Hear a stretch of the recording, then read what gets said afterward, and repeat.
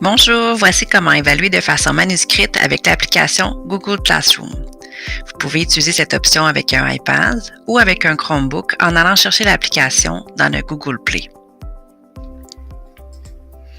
La première étape est d'aller dans le Google Play, puis d'aller chercher l'application.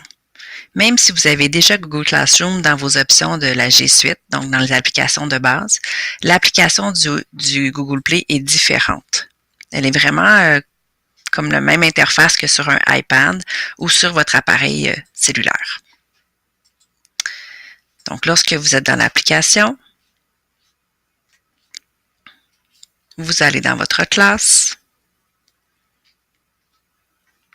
Donc, je vais aller chercher un travail que je veux corriger de façon manuscrite.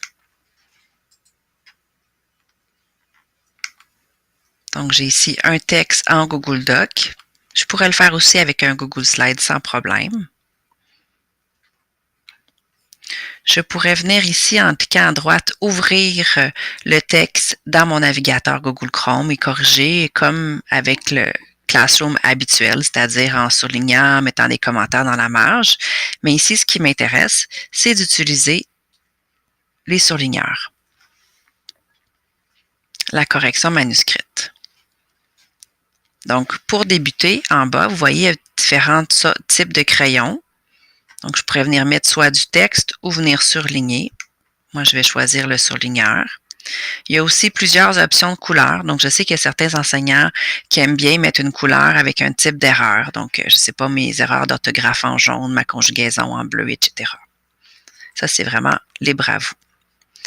Ensuite, je peux venir surligner les erreurs.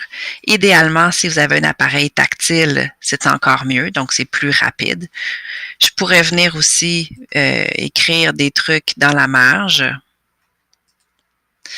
Et je peux venir mettre quelques mots là. Directement écrire des commentaires.